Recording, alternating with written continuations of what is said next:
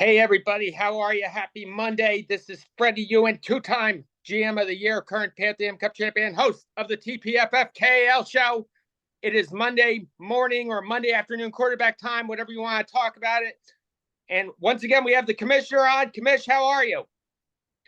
Hey, Freddie. Good afternoon. Yeah, nice day. Good weekend in the TPFF KAL, and a couple matches still going on that will be decided tonight. So, before we start out, we're going to go over just a couple of the matches. This is really a great week, and what fantasy football is all about. It's going to come down to these two games on Monday night for a lot of these teams.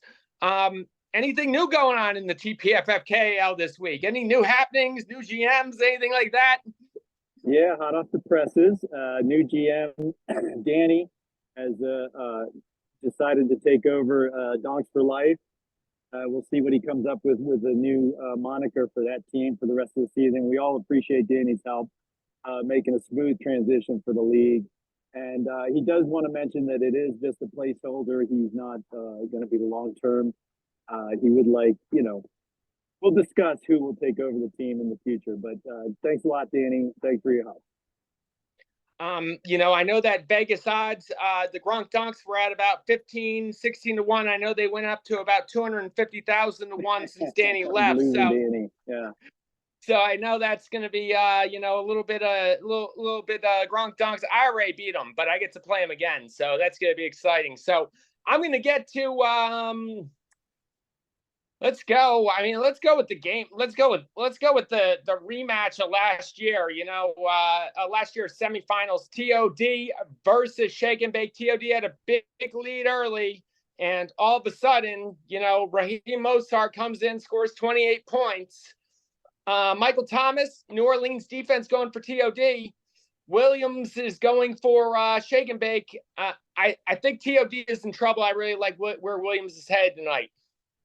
Yeah, on the Monday morning quarterbacking, I am not a super fan of Michael Thomas. Maybe it would have been a tight call to have Harrison there, but we'll see what happens tonight. I don't think any other lineup changes would have been involved. Everything was straightforward on this game. Yep, absolutely. It's going to be interesting. I want to win, but I secretly will be happy for Bowser because he should have beat me in last year's semifinals.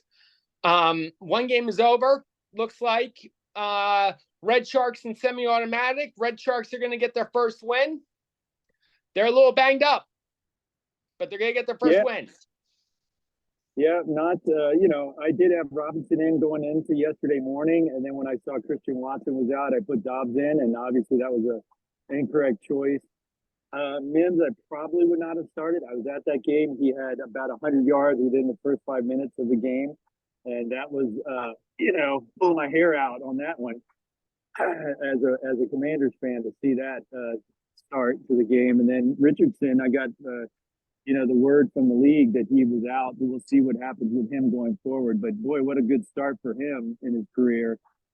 Last week, semi-automatic had Sam Howell as the starter, and this week he is going with Derek Carr. We'll see what that works out for him. It might be a bouncy ball situation for him at quarterback all year, but otherwise, his team was pretty straightforward. If Carr throws 3 or 4 touchdown passes to Raheem Shaheed, Red Sharks might be in a little bit of trouble.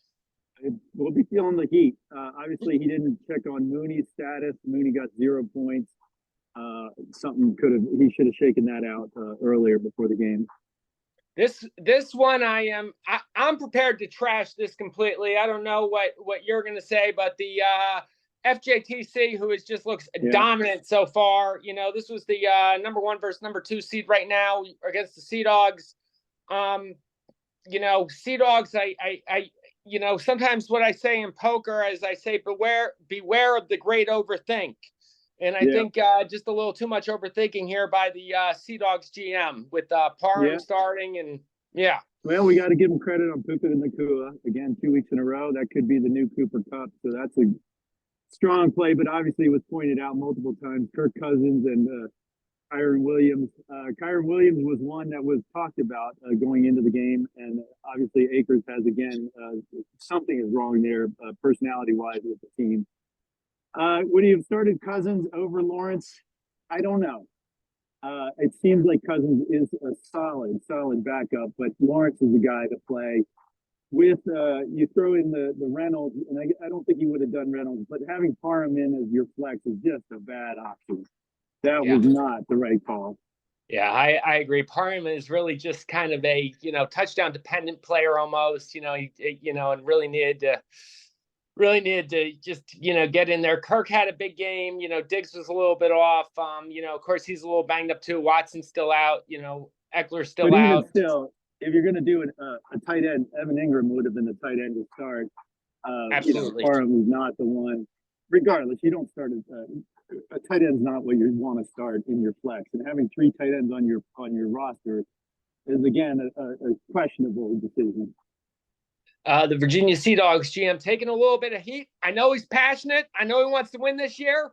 Well, maybe we'll light a fire on him. This will help him out. Yeah, absolutely. And it's, it just shows that, really, James is just, just a dominant team. I mean, it's like, head to toe. It's like if one guy doesn't get you, the other one will. Calvin Ridley had a bad game, but, you take a look at, Keenan Allen and Justin Herbert, combined for 56 points for him, so it's just, I mean, if one don't get you, the other one will almost. Next game, this is another one going right down to the wire between 2 1-0 teams. Indigenous FT, I guess, versus the Donkey Dicks. It's a 56-44 split right now. Yeah, I just want to give you a shot of where I am. Colorado Springs here, Pikes Peak in the background. Let me check that out. How long have you been in Colorado for? We got here on Saturday, leaving tomorrow. So we're enjoying time with my son, lives out here. It's been great. Excellent. So let's get back to this game. Indigenous FT. This is going down to the wire. It'll be exciting to watch tonight and hear the banter from the league. Again, Goff, you're not starting Goff over Allen, so that's a push. Daniel Jones, again, you're not starting him over him. So it's straightforward. Gabe Davis is going to be a one to talk about. That's, going back a couple of years on the Gabe Davis talk. So would you have started him over Ayuk? Tough call. So I think it was pretty straightforward. We'll just see what happens tonight. It's going to be interesting. I'm going to have to give the nod actually to Zach, just because it's like, when there's a running back and wide receiver going up against each other, just, that running backs are going to get some kind of points. It's like wide receivers can always hit the donut, but that running backs are going to get some kind of points. So, I think Pickens is going to have to, he's got a 3-point lead, but, Sanders gets I think it's really going to be like if Pickens scores a touchdown, Jimmy might be good, but I think that, Sanders, can put up some, it's really going to be a lot of, I think that it's going to be a low scoring game, but I also think that New Orleans can take a big lead over Carolina and, take Sanders out of the game. So it's going to be interesting. Yeah, it'll be fun to watch.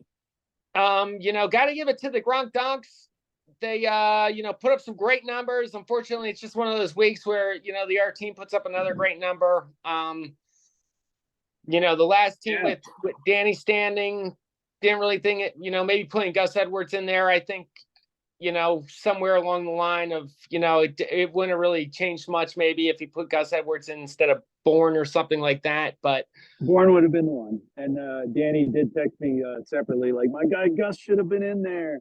He wanted that. That would have really put the heat on Chicken of the Cave. But again, I think relatively straightforward on both these teams. Swift is interesting, but you wouldn't have taken out Henry or Jacob for Swift. Evans obviously did actually better than Swift, so that on the flex, I don't think he really could have changed anything. It's disappointing on Chase, but it was straightforward, I think. The one thing is he's got Thielen going tonight, and I guess he's obviously been watching the show because, I was bashing him about not having Mike Evans in, and Evans turned out to be a stud 2 weeks in a row. Still don't know what Thielen's doing in that spot. And I just, I know that the Eagles, you really don't know what's going on with their running back situation, but I know with Gainesville out, I knew that Swift was going to get the ball a lot.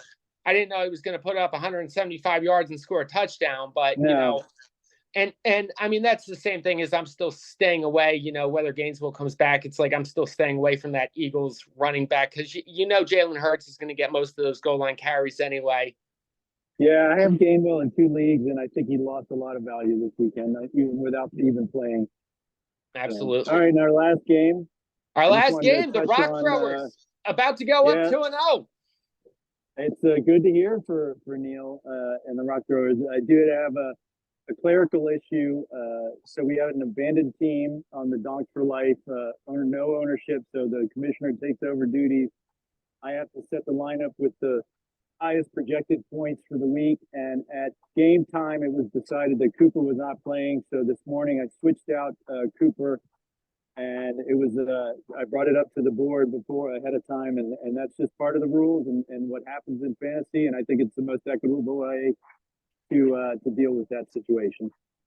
Absolutely. And Danny's going to, take over a team. He's going to get Kamara back in a couple weeks. He's got, he's got some things to work with. I don't think it's the best team in the world, but no, I think Danny's a smart GM and he's going to do well. Yeah, he's a playoff cusp, I think. On the Rock Throwers, he's going to have an issue with Wilson. I know he loves Fields. He's had Fields a couple of years, but if Wilson and Denver is behind and they throw it as much as they needed to in that second half to keep the points up, Wilson might be one of those garbage time point getters. We'll have to see. Let me ask you about this: Is Robinson the official number one back in Washington these days? Is Gibson almost? You can almost cut the guy almost, or do you think you got to wait a couple more weeks to figure that out? Yeah, I have Robinson in just 1 league and no Gibson, but if going into all my drafts, I wanted Gibson. I thought on the value, Gibson was better value, and obviously it looks like they're going to stick with Robinson. He had a stud game yesterday. And, the one thing I just want to make a comment on is, how about Kenneth Walker? I mean, everyone was down on Kenneth Walker, and, 2 weeks in a row, Charbonnet's been like really nowhere, and Walker's been the cow. You know what I mean? It's like Walker's been great. That's a veteran coach. He wants to go with a veteran player. The rookies tend to gain more traction later in the year as they gain confidence. So that's probably the situation there. Absolutely. So I know you're going to be watching these games tonight. It's it was kind of the first week was a run in. Nothing came down to Monday night, but we got 2 big games coming down to Monday night. It's going to be pretty exciting to watch. Good stuff, Freddie. We'll hear from you. Awesome. Thanks so much, Commish. It was great having you on. Bye-bye.